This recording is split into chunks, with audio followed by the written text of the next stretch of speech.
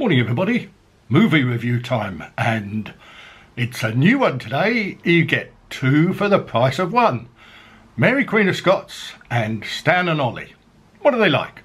Are they worth seeing? Should you spend your money? Now, why am I combining two reviews into one video? Well, the reason is I don't actually have a great deal to say about these two films. So if you want to switch off the video now, guys, I suggest you go ahead. Mary Queen of Scots, what's it about? Well, it's about Mary Queen of Scots. She was a cousin, half-sister, not quite sure, of Elizabeth I, Queen of England. She was Scottish, Queen of Scotland, and then she got executed. Stan and Ollie is about Laurel and Hardy. Stan is Laurel and Hardy is Ollie. Stan is played by Steve Coogan, who's very good, and Hardy is played by John C. Reilly. Now, it's a good film. It's about a tour that they did of Britain in 1953, some 16 years after their movie career had finished. So it's quite poignant, it's quite sad, and so on and so forth, and it's quite well done. It's quite poignant, it's quite sad.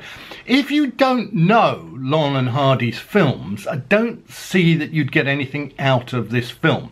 The way they recreate some of the scenes from the film is amazing. It's really good. The way they recreate some of the songs is really good, and it's all right. Now, I was in two minds about whether I wanted to see this film. I kind of ummed and ahed, and then a few people said they'd seen it and they thought it was really good, so I thought, okay, why not? And having seen it, I'm in kind of two minds about whether I really should have seen it or not. It was all right. You know, that's my review, guys. It's all right.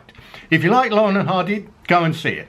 If you don't like Laurel and Hardy, or you've never heard of Laurel and Hardy, or you're too young to know who Laurel and Hardy were, don't bother. But it's all right. Steve Coogan is very good. One interesting thing is that the credits at the end, they show photographs and little bits of film of the real Laurel and Hardy from 1953. And the interesting thing is, in the film, Laurel and Hardy are made up to look like Laurel and Hardy looked in their films in 1937. In 1953 they look completely different, but if they made them up to look like they actually looked in 1953, people would probably say, who the fuck are these people? What is this all about? So they're made up to look like they were in 1937, only 16 years older. Minor point, but if you stay to the end of the film, and I don't see any reason why you shouldn't, because it's all right, then you'll see that for yourselves. So back to Mary Queen of Scots.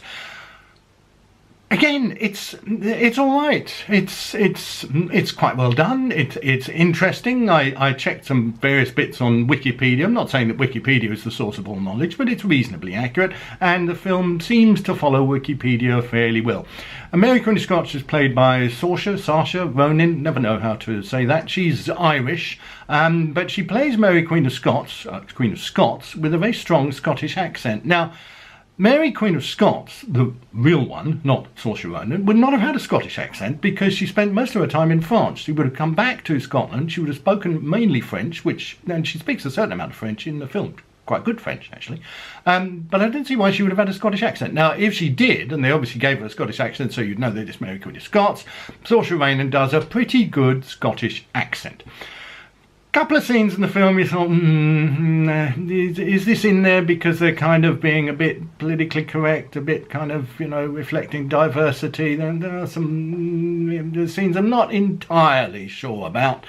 And Mary was 45 when she was executed. Saoirse Ronan is about, I don't know, 24, 25, something like that. And they make no attempt to age her before she had her head chopped off. Perhaps they think that, well, she's getting her head chopped off, so what difference does it make whether she looks 25 or whether she looks 45? I would have liked to have seen a little bit of makeup before the axe fell, but it doesn't. Some beautiful scenes of Scotland. If you've never been to Scotland, it looks like quite a nice country. The script is quite good. Interesting minor point, script was written by Beau Willimon, and Beau Willimon wrote the vast majority of House of Cards, that rather interesting American version of the British House of Cards, starring the late, well, not late, but late film careered Kevin Spacey, and the rather beautiful Robin Wright.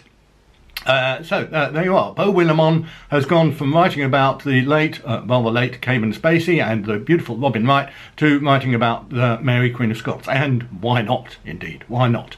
So, yes, it's all right. It's all right. But I suppose the trouble that I have with these films is why are filmmakers obsessed with the royal family and the British royal family? We've had The Favourite with Olivia Colman playing Queen Anne, and that was a very good film. And now we have Mary, Queen of Scots with Elizabeth I in a wig, because she wore a wig, and Mary, Queen of Scots who had her head chopped off. And I want history to be about the people. I want it to be about the working classes. I want it to be about the horny-handed sons of the toil. I want it to be about the people who built these fucking countries, not the royal family. History is not the story of kings and queens.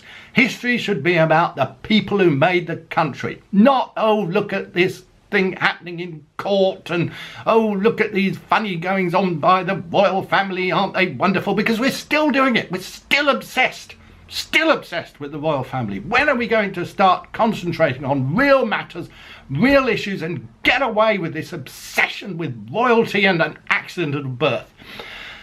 David Tennant is in it. He plays a kind of ranting Scottish preacher with a rather unlikely waist-length Rasputinish beard. And Guy Pearce is in it. He plays, I'm not sure who he plays, but he plays Queen Elizabeth's Chancellor, leading courtier, advisor, whatever it is.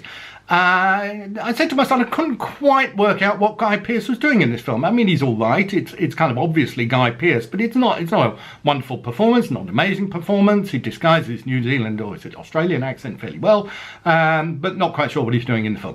So, yep, it's all right. Stan Ollie, yep, it's all right. Should you spend your money?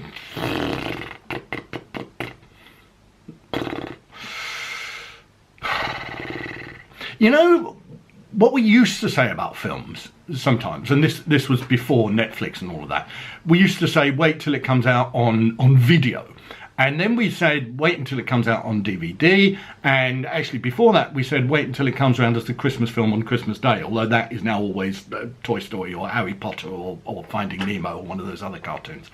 So wait till it comes out on Netflix. Yeah, wait till it comes out on Netflix, and then don't bother. But yeah, see Stan Ollie. Stan Ollie's all right. Mary's Queen of Scots. Nah. See you next time.